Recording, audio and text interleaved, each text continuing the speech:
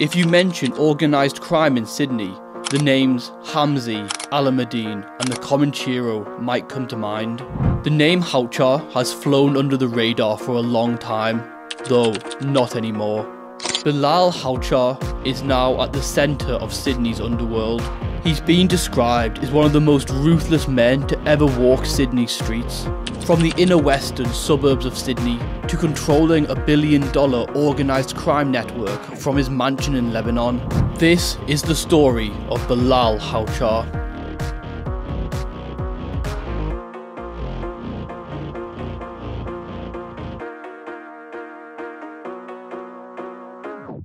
Bilal was born in Sydney in July 1986 and is one of 7 children. It's reported he attended high school till year 10 but began to act out in his youth. During an interview with a psychologist, Bilal alluded to dropping out of school and leaving home to avoid domestic violence and told a doctor he was introduced to drugs and alcohol before his life took a dark turn. Bilal and his family grew up in the Marrickville area of Sydney. From a young age, he was involved in organised crime, and he and his brothers were known to the police. It's been said that as a young man, Bilal was someone who was feared and acted as muscle for various underworld groups. An underworld source said he was always viewed as a loose cannon who was capable of anything, rather than someone who was at the top of the criminal hierarchy. He was unpredictable and has a reputation based on fear. Just quickly, if you're enjoying this video so far, please consider subscribing and liking this video and dropping a comment below. It really helps me out and helps the channel grow. Despite Haouchar not being a household name, police allege the Haouchar crime family are behind a $1 billion drug ring, one of the largest organised crime operations Australia has ever seen. Since 2018, the kingpin of the operation, Bilal Haouchar, controlled the syndicate, ordering kidnappings and the manufacturing, supply and importation of drugs to Australia from his safe house in Lebanon after fleeing Sydney, though we'll get to that shortly. At the top of the Haouchar crime family sits Bilal. Just below are his 2 brothers, Omar Haouchar and Nadal Haouchar. Then come underworld players like Abdul Baghdadi, Fadi El Zebda and Mahmoud Miriam. They're followed by the foot soldiers on the streets like Anthony Pele and Marco Sarraj. In the family's formative years, they may not have got a lot of media coverage, but they were definitely known to the police. Near the end of 2012, Bilal was named as a person of interest in relation to several murders. One of those was the murder of Ali Eid. Police were told Ali Eid had fired off a series of threats at Bilal and several other men after he suspected they robbed him of cash and drug precursor. In November 2012, while Ali Eid was working on his house in Punchbowl, gunmen dressed in black with their faces covered opened fire. Ali Eid was killed in his backyard. Another man was also shot, though he survived. Police believed there were 3 men involved, 2 shooters and 1 getaway driver. Bilal was arrested in relation to the murder, though due to lack of evidence and police cooperation, the murder charge fell apart.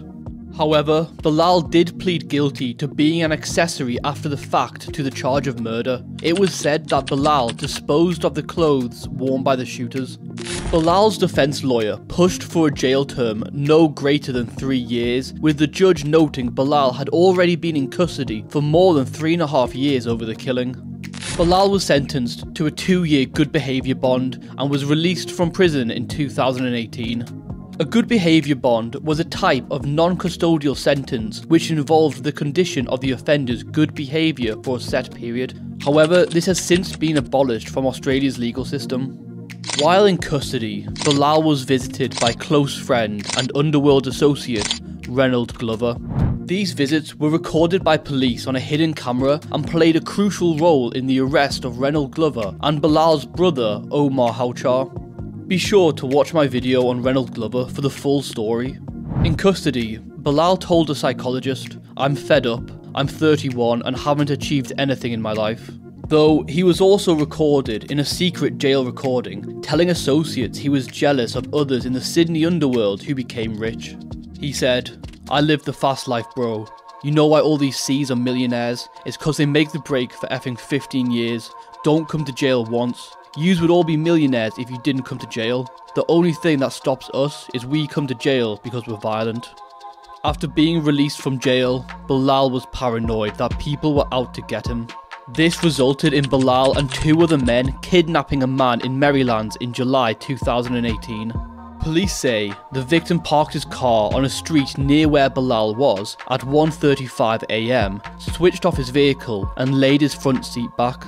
The victim, who had an outstanding warrant for his arrest at the time of the incident, then left his car, ran down the road and hid from a patrolling police car. Bilal and the other 2 men left the house they were in to inspect the victim's empty car. Police said Bilal was suspicious of the man's behaviour and feared he was a hitman. According to court documents, the victim arrived back at his car at 2:04 AM, where he was approached by the 3 men yelling, "Show me your hands." The victim was then pulled to the ground before being dragged to the backyard of the house. Police alleged Bilal then held a garden tool to the man's throat, asked him why he was there and threatened to kill him. Eventually, the victim was released after Bilal realised he wasn't a hitman. The police were made aware of the kidnapping, and once again, the heat was on Bilal. The police also had a growing concern that Bilal was going to seek revenge on the Ibrahim family after his younger brother, Osman Haouchar, lost an eye in a drive-by shooting in 2008. He long blamed Michael Ibrahim, the younger brother of John Ibrahim. Police allege the Ibrahim family have major organised crime links. Bilal was secretly recorded plotting to have the Ibrahim brothers, Michael and Sam, shot while he was behind bars in 2013. He was recorded saying, "Michael Ibrahim is the main one, Mick is the one I want to effing, Sam would be easier, we know where he lives." Police took the threat so seriously they went to the brothers' homes to tell them the dangers they were in. Though, before Bilal could take his revenge, he decided it was time to leave Sydney as the heat was piling up following the kidnapping and alleged drug offences. Bilal flew to Lebanon, where he holds dual citizenship. He managed to flee Australia before police could get an extended supervision order that included an ankle bracelet to monitor him. He told authorities he'd be back in Australia in September, however, he has never returned. It's believed on his way to Lebanon, Bilal made several stops. One of the stops was to meet up with infamous bikie boss, Mark Buddle. Once again, we see Mark Buddle's name linked to high-profile underworld figures. Australia and Lebanon have no formal extradition treaty, and as Bilal holds Lebanese citizenship, he believed he was untouchable. And to an extent, he was right. Since 2018, Bilal was the head of a $1 billion international drug empire importing drugs to Australia, all done from his mansion in Lebanon. You may think Australia's most wanted man was in hiding and didn't want to be seen, though it seemed Bilal was more than happy to be seen out living the high life with his friends. He was also photographed standing proud with a machine gun in each hand. This photo became iconic throughout Sydney's underworld. While Bilal was seemingly living the high life and running his $1 billion drug empire, the streets of Sydney were on fire and the police were desperate to put out the flames. New South Wales Police, with the help of Australian Border Force, created Strikeforce Trompiri to take down the Haouchar syndicate. This was going to be a long and difficult task. Police began targeting key members of the organisation, including Bilal's brother, Bilal Haouchar. Police allege Bilal Haouchar is one of the chief onshore facilitators in Sydney for the $1 billion organised crime gang. In November 2023, police swooped in and arrested Bilal at Sydney Airport before he could board a flight with a one-way ticket to Singapore. Bilal was facing 9 charges, including large commercial drug supply, dealing with the proceeds of crime, and knowingly directing the activity of a criminal group. Police allege he issued directions to 3 underlings relating to the delivery of 12 kilos of cocaine and $4.4 million of cash in Sydney in late 2022. It's believed Bilal called the shots from afar and sent directions via messages on the encrypted messaging app, Threema. Before his arrest, police raided Bilal's home in March 2022. There, police found incriminating evidence. Bilal's phone was seized, and on the phone, police discovered images that they allege are connected to drug deals. Police alleged the images correlated with messages found on the phone used by a driver in the deals, in which the deals were arranged. Police allege the instructions were sent from anonymous Threema accounts with unidentifiable usernames. Police believe Nadal is behind the Threema accounts. According to the documents from Nadal's case, he ordered one of his minions to pick up 10 kilos of cocaine from 2 other people on October 14th, 2022. Following the exchange, police claim one of the men sent Nadal 4 photographs depicting 1 kilo blocks of cocaine. On October 27th, 2022, police allege that Nadal sent a message to a man asking him to take photos of those 2 kegs of rack as he wanted to supply them the following day. Nadal allegedly instructed the man on how to take the photographs and requested he removed 2 grams from the 1 kilo block of cocaine with the China stamp and deliver it to his mailbox. The man responded with a picture of the China block and another featuring a fish symbol stamp. The pair also discussed how there was a chunk missing from the China block. The Haouchar criminal empire was starting to shake. Though the gangland war in Sydney was raging on, everyone was on edge. In July 2023, members of the Haouchar criminal network carried out a shooting which terrified Sydney. On the 23rd of July, in the southwestern suburb of Greenacre, Ahmad Al-Azam was shot in his car in what police have called a heinous case of mistaken identity.